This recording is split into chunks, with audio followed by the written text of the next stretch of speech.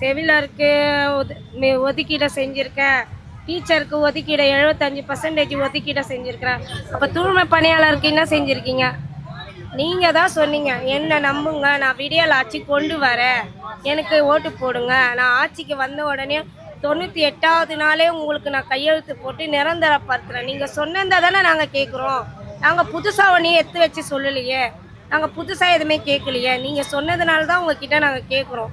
இதே சுதந்திர தியாகியெல்லாம் இருந்தால் தூக்கிட்டு தொங்கிடுவாங்க.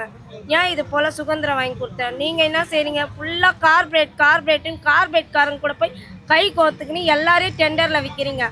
அவங்க வந்து அந்த நாட்டை ஆளும் போது நம்மளை அடிமைப்படுத்தினாங்க. நீங்கள் வந்து எங்களை அடிமைப்படுத்த பார்க்குறீங்களா? சொல்லுங்கள்.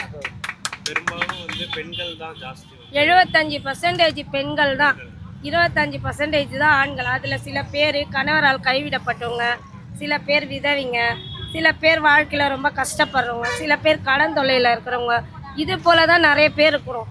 யாரும் முன்னோர்கள் சம்பாதிச்சு வச்சு கோடி கோடியாக சொத்து சேர்த்து வச்சுங்கன்னு இந்த வேலைக்கு வரல. அதிகமாகவும் படித்தவங்களும் இந்த வேலைக்கு வரல. எல்லாம் ஒரு அளவுக்கு இருக்கிறவங்க தான் இந்த வேலைக்கு வந்திருக்கிறாங்க.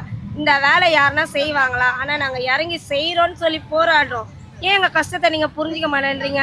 நீங்கள் சொல்கிறீங்க, நீங்கள் வந்து இதே காசை வாங்கின்னு மேயராக உட்காந்து பாருங்கள்.